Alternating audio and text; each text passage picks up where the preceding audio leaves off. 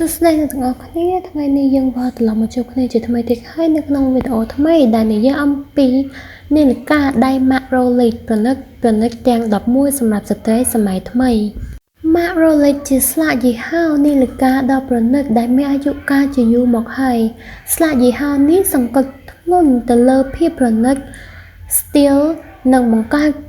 សម្រាប់ទាំងបុរសនិងស្ត្រីហើយខាងក្រោមនេះគឺជា Marc Rolex ល្អបំផុតទាំង11សម្រាប់ស្ត្រីទី1 Rolex Submariner Series Rolex Submariner មានភាពទន់ធន់នឹងទឹកខ្លាំង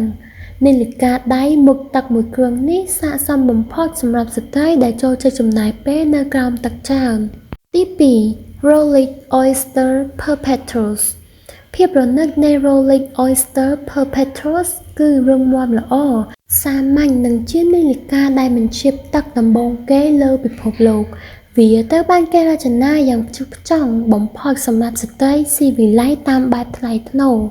ទី3 Rolex Sky Dweller Sky Dweller ត្រូវបានមនុស្សជាច្រើនចាត់ទុកថាជាអ្នកឃ្លាំងមើលសម្រាប់អ្នកធ្វើដំណើរទូទាំងពិភពលោក model នេះត្រូវបានកំណត់ម៉ោងដោយការបង្ហាញលើ D នៅចំកណ្ដាលមុខនាឡិកា Sky Dweller ចូលទៅកាន់តំបន់ផ្សេងៗក្នុងពិភពលោកហើយបដូរម៉ោងតាមតំបន់ទាំងនោះដោយខ្លួនវាទី4 Rolex Daytona Daytona បានបង្ហាញខ្លួនតាំងពីឆ្នាំ1963ហើយត្រូវបានរចនាឡើងដើម្បីបំពេញតាមតម្រូវការរបស់អ្នកប្រណាំងអាជីព Rolex Daytona យកចិត្តទុកដាក់ចំពោះភាពផ្ចិតផ្ចង់លើការរចនាបំផុតដើម្បីឲ្យគ្រប់ផ្នែកមានតុល្យភាពគ្រប់គ្រឿងផ្សំរបស់ model នេះមានលក្ខណៈប្លែកខុសពីគេដែលម៉ាកដទៃពុំមាននោះឡើយទី5 Rolex Datejust Rolex Datejust ត្រូវបានរចនាឡើងយ៉ាងពិសេសដើម្បីឲ្យសមនឹងកដៃស្ត្រីដែលមានរាងតូចស្អាតនិងទន់ភ្លន់វាជាការលាយបញ្ចូលគ្នាដ៏ល្អឥតខ្ចោះនៃអាលុយមីញ៉ូមនិងត្បូងពេជ្រដ៏ឆើតឆាយ Series នៃ Rolex Datejust ចាប់ផ្ដើមតាំងពីឆ្នាំ1945មកម្ល៉េះនិងបានវិវត្តខ្លួនជាបន្តបន្ទាប់រហូតដល់សព្វថ្ងៃនេះទី6 Rolex Pearlmaster 29 Pearlmaster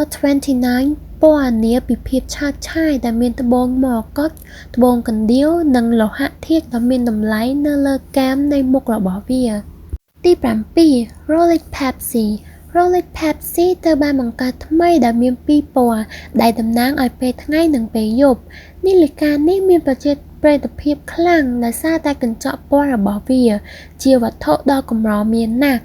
លក្ខណៈពិសេសល្អបំផុតរបស់ Rolex Pepsi គឺថាវាមានថ្មបំរុងថាមពលកើនឡើងមិនដូចនាឡិកាផ្សេងទៀតទេ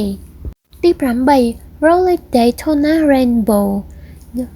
Daytona Rainbow ច្នៃដោយត្បូងកណ្ដៀវរួមជាមួយចំណែកផ្សេងទៀតដែលមានពណ៌នៃឥន្ធនូដ៏កម្រ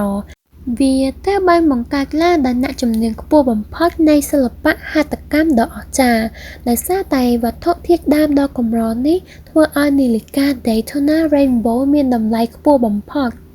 ទី9 Rolex Batman នាឡិកានេះវិញត្រូវបានរចនាយ៉ាងល្អហើយផ្ដល់ផាសុកភាពលើកដៃខ្សែរបស់វាត្រូវបានផ្លាស់ប្ដូរបន្តិចបន្តួចជាមួយនឹងផ្នែកបន្ថែមនៃ Easy Link ប្រវែង 5mm ខ្សែពិសេសនេះផ្ដល់ឲ្យ Series Batman កាន់តែឆើតឆាយទី10 Rolex Gold គ្រឿងផ្សំនៃ Rolex Gold ប្រើលោហៈកម្រត្បូងកណ្ដៀវនិងប្រភេទមាសផ្សេងៗគ្នាដែលមានពណ៌លឿងសនិងផ្កាកុលាប Series នៃ model នេះមានភាពធន់ល្អស្រស់ស្អាតនិងល្បីល្បាញជាច្រើនជំនាន់មកហើយ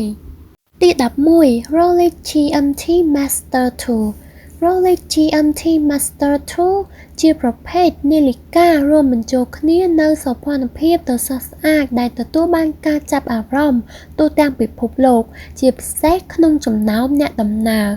The GMT Master 2 ត្រូវបានបង្កើតឡើងដោយបង្ហាញពីពេលវេលានៅក្នុងតំបន់ខុសគ្នាពេលវេលាខុសគ្នាក្នុងអំឡុងពេលហោះហើរអន្តរទ្វីបនាឡិកានេះត្រូវបានផលិតចេញពីសម្ភារៈសេរ៉ាមិចរឹងបំផុតដែលធ្វើឲ្យវាប្រើបានយូរអរគុណអ្នកទាំងអស់គ្នាដែលបានទស្សនាវីដេអូនេះដល់ចប់សូមកុំភ្លេចជួយចុច like និង subscribe ឲ្យម្នាក់មួយផងជួបគ្នានៅវីដេអូក្រោយបាយបាយ